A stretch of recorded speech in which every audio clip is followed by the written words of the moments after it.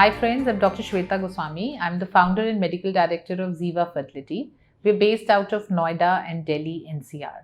We currently have our centers at Noida Sector 63, Noida Sector 104, Greater Noida West or Gaur City. And we are proud to also announce that we have our centers now that are come up in Ghaziabad as well as Indirapuram.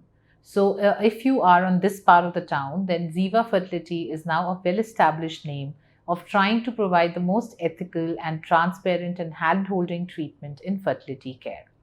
I am so happy and so thankful to all my dear audience for all the love that you're showing to us. I love posting videos here and I'm overwhelmed to get all the questions that all of you are posting.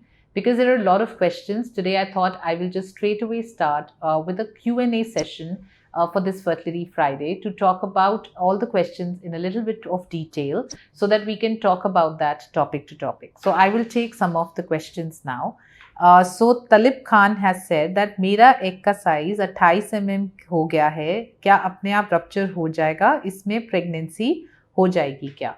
तो देखिए एक दिक्कत ये है कि science हमें बताती है IVF करके कि हमारा फॉलिकल साइज जब 21-22 mm के ऊपर हो जाता है तो एग क्वालिटी वीक होने का एक रिस्क होता है. तो अगर फॉलिकल साइज एक average size 28 mm by 12 mm मतलब होता है 40 mm मीन्स 20 mm का फॉलिकल, वो दिक्कत नहीं है. बट अगर हमारा ओवरऑल फॉलिकल साइज 23-24 mm के ऊपर होने लगता है तो हमें डर लगता है कि ये शायद फॉलिकुलर सिस्ट में कन्वर्ट हो गया है, उसके अंदर का एग डीजनरेट या क्वालिटी खराब हो सकती है.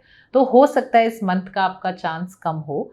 मोर इम्पॉर्टेंटली, क्योंकि देखो जब भी हम नेचुरल ट्राई करते हैं हमें ये माइंड में रखना है कि एक 15-20% का चांस होता है. मोर इम्पॉर्टेंटली अगर इस मंथ अनफॉर्चुनेटली नहीं होता है और हम अगले मंथ देखते हैं तो हमें अगली बार ये साइज पहुंचने ही नहीं देना है.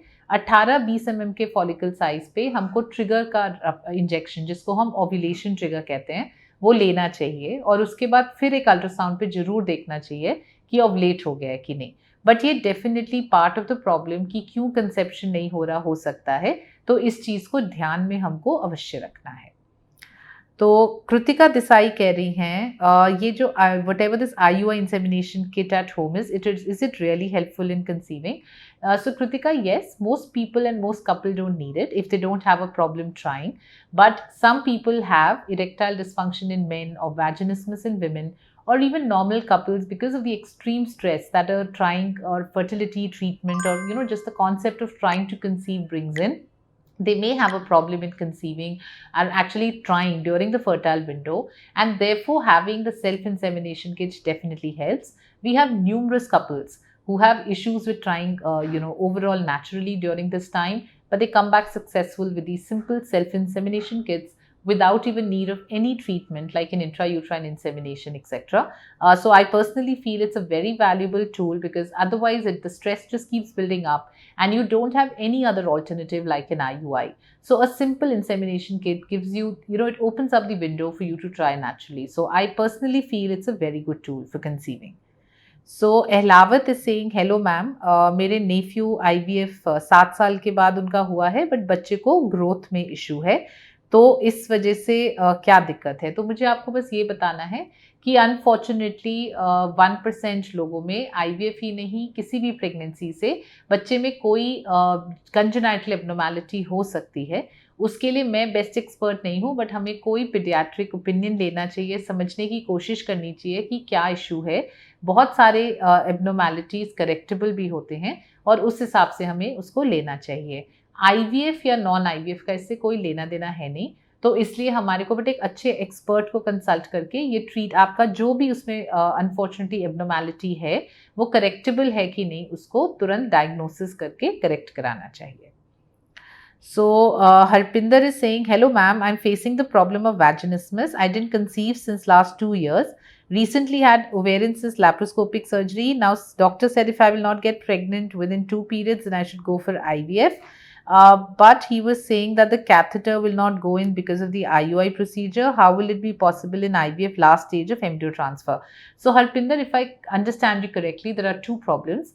One, there is a problem of vaginismus due to which you are not able to probably try naturally. Second, there is a cyst in the ovary or what we call endometriosis, which is also probably causing a factor. So see, there are two different things. If you need an IVF due to the endometriosis or because of the ovarian cyst, then doing an IUI or an IVF or the embryo transfer has nothing to do with your vaginismus. The vaginismus means that the vagina is slightly tight, but the minute under anesthesia, we put in a speculum to be able to visualize the cervix and the uterus, we'll find it absolutely no problem whether to do an insemination or to do an embryo transfer.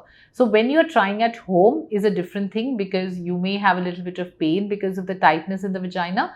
But for doctors, it is very easy. These procedures will be done under anesthesia for you 100%. But doing an insemination or an embryo transfer is actually trying to put the catheter straight from, through the cervix into the uterus, which has absolutely nothing to do with vaginismus at all. So if you're doing it under anesthesia, these things will not come in the way of your IVF procedure at all. So please go ahead with it as planned. Then Rima is asking, can IUI be done using anesthesia if a girl is a virgin? Yes, Rima, you can. You have to be mentally ready that the hymen will be torn when the procedure is done under anesthesia. However, if you're comfortable with that, and of course that's because you want to conceive, then in IUI, the insemination or the IVF can be done under anesthesia, even if you've never had sexual intercourse. So I think these are some of the questions we dealt with right now. Thank you so much for all your love and affection, and please send us any questions that you may have. You can click on the link below or write in the comment section below, and we'll be more than happy to reach out to you. Thank you so much for your patient hearing.